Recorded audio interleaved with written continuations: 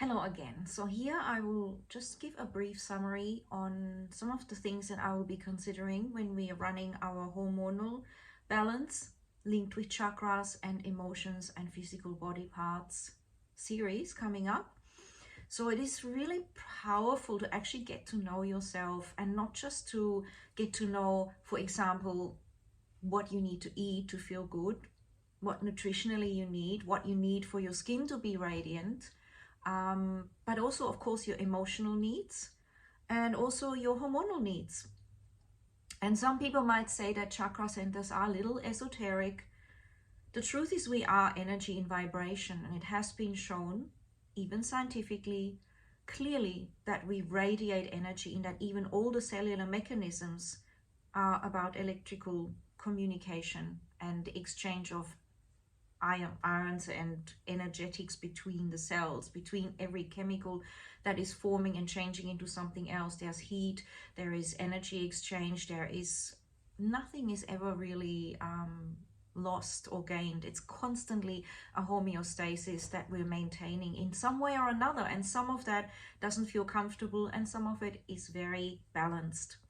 So in a nutshell, with the first chakra, we are working with the ovaries for women, and it is about our groundedness and our sense of confidence, our sense of being able to draw on that nourishment of our inner grounding, which is also related to your legs and how you connect to the earth, right? And so you could ask yourself some questions on that.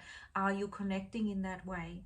And so we have yogic techniques, and basically it is just an awareness about how to use this body that we have, this body temple. It's not about worshiping anyone externally. It's about going inwards and learning what you have there and how to use it. It's literally sitting there dormant or dysfunctional because it's been ignored. So how beautiful is that? So the base chakra will help you to feel grounded, solid, and steadfast, mostly in yourself. That's really important. If we are not grounded within ourselves, we will have insecurities and look for security elsewhere quite excessively. That can be through following a religion very intensely. It can be through following the path of money, relationship with someone, how that looks, anything that you are particularly grabby about, as in grabby and attached, and that is part of your identity, and without it you would feel completely lost, is an externalization in the sense.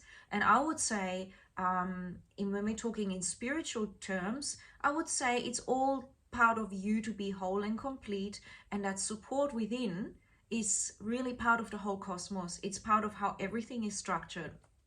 So it's your inner dimension, your inner divinity, your inner God, which is all around us as well. This is why we're all equal. This is why we all have the great capacity to do anything. And some of us are living a different life than others, and some seem more collected and together than others. But we all play roles of polarity. And really right now, my intention is to bring us beyond polarity. While we're embracing the polarity, we have to own it first. The light and the dark, and the yin and the yang. And in this case, when it comes to the base chakra, it's about reaching down. And then once we've reached down and actually expanded and not felt contracted and limited, that we're also allowing ourselves to absorb the nutrients, the nourishment that we need. So maybe you reach down, or maybe you don't, or maybe you don't allow the nutrients to come in, or maybe you're trying. It's all part of, that's a masculine and feminine dimension of yourself. Super, super interesting and playful. So your foundation is sitting there, and we're gonna work with that. Often if it's imbalanced, we might get really too light and feel too floating, ephemeral, and underweight. Sometimes even can be a pattern of an identity. And when it's excessive, it can feel like we need to be heavy and lethargic, and we almost feel like an overweightness. A heaviness will help us to counteract that lack of inner dimension that is connected through your consciousness on a deep level.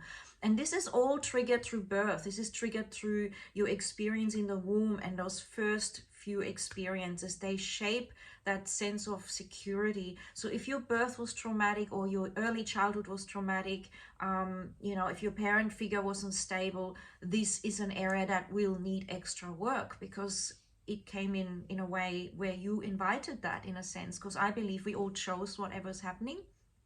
for our own evolution, for our own highest journey of exploring this vastness which is within and without. As within, the depth is also without, this infinite cosmos, the cellular level down to the atomic, and outwards in our mind and our expression and our opinions and the way we do life. So we're going to talk about that and work the body to connect to this area and these areas that are involved, so that we can connect and stabilize, balance and harmonize through intention, through intuition, through awareness, through inviting that gift of true embodiment. And this is why we're in a physical body. So I used to be very floaty, and I can easily be, but the beauty really is that we are embodying all the senses, and to really honor that and be within is your most extremely beautiful, real, grounded way of living. That means you can also help others, you've got the energy, and then we move into the next chakra center of consciousness, the next endocrine system aspect, and the base really stabilizes you. It's like the foundation of your house. So it's really powerful to look at that. There's specific breaths that can go with that, colors, experiences. Essential oils would be more the woody type, of course, that really grounding and having that element of the tree. And there's so much more than that, but this is a rough example of the sort of things we'll be talking about. Again, sound will trigger you to remember things, relaxation, journaling prompts, and just being there, just saying, wow, I want to heal more. I want to be more connected with myself. I want to know what I can do to be more grounded and to own that within my being, so I don't have to cling to others to get that sense of security, whether that's spiritually or through animals or plants, in terms of having to have a body. And there's nothing wrong with any of that. It's a perfect journey, but ultimately self-mastery will be that you connect to this inner wholesomeness, and externally life happens, but you're not off that. You are around it, you can experience it, you can experience the polarities, the gifts, the joys, but you're not dependent on it, you're not clinging to it, you don't get traumatized by it, you don't get bliss through it either. You get the bliss from within. And that goes on with the next centers of consciousness as well. And that actually will make you a better partner to be with when you are in a relationship, and a better parent and a better citizen, and all those things. That holisticness is a true waking up. So I hope you enjoyed that, and feel free to ask me any questions if you want to. It is really mostly intuitive, with the wisdom, with the intellect, with the knowledge, but leaving it wide open for what else is there, what more is there, what have we maybe not thought about, opening the consciousness to true wholesomeness and expansion. Okay, ciao.